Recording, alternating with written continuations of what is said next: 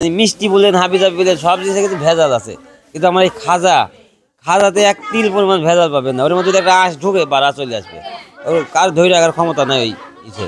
এগুলো তো দেখলেন আপনারা, নিজের চোখে দেখে গেলেন, খাইয়ে গেলেন, এখানে কোনো ভেজাল নেই। বাংলাদেশের মিষ্টি জাতীয় খাবারের মধ্যে কুষ্টিয়ার তিলে খাজা একটি বিশেষ স্থান দখল করে আছে। আর এই মিষ্টি কেবল স্বাদের জন্যই নয়, বরং তার গঠন এবং ঐতিহ্যের জন্য খুবই জনপ্রিয়।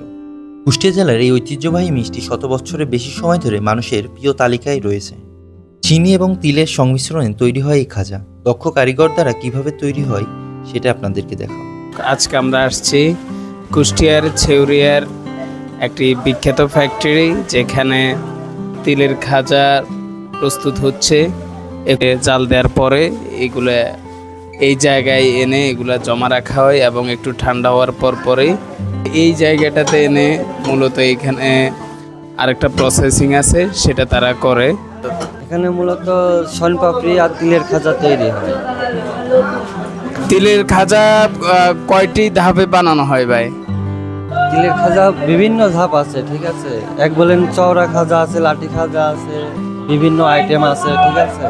আমাদের এখানে পাওয়া যায় সবসময়, অলওয়েজ টাইম। এই পাকটা এখন হয়ে গেছে, ঠিক আছে। এই পাকটা এখন স্ল্যাপে নিয়ে যায় আমি ঢালবো। ঢালার পরে আপনি ওই সিঙ্গে উঠবে, যেটা টানতেছে। চিনিটা আমার চুলার কাছে লাই, হয়তো চিনিটা মাপি, তারপরে যখনই আমার এই চিনিটার পাক হয়ে যায় ওই সময়টা ধরেন আমার পাটে ঢাল দেয়। হ্যাঁ, স্ল্যাপে ঢাল দেয়। স্ল্যাপে ঢাল দেওয়ার পর যখনই হালকা একটু ঠান্ডার ভিতরে আসে তখন ওইটি তুলি আমরা শিঙে দিই।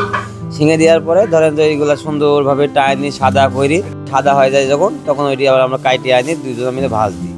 ওই ভাঁজ দিয়াতে তখন ওই যদি আপনার খাজা যতটুকু ফাঁসা দেখা যায়, আমার এই ভাঁজের দ্বারাই এই ফাঁসাগুলো দেখা যায়। তখন ওইগুলো কাইটি কুইটি ধরেন যে বোটে ধুয়ে তখন কাইটি সুন্দর করে ঘামা, তখন তিল মাখাই। বিখ্যাত লাঠি তিলের খাজা, ঠিক আছে। তিলের খাজা চড়া, এটা লাঠি খাজা বলা হয়।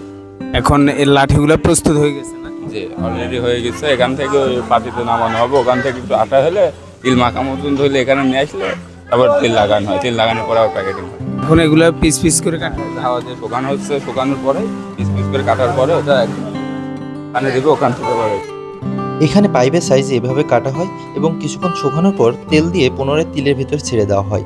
ভালোভাবে তিলগুলো লাগিয়ে একটি আকর্ষণীয় বয়মের মাধ্যমে বাজারজাত করা হয়। এই মিষ্টি শুধু কুষ্টিয়ার মধ্যেই সীমাবদ্ধ নয়, এটি বরং দেশের বিভিন্ন স্থানে প্রিয় খাবার হিসেবে পরিচিত।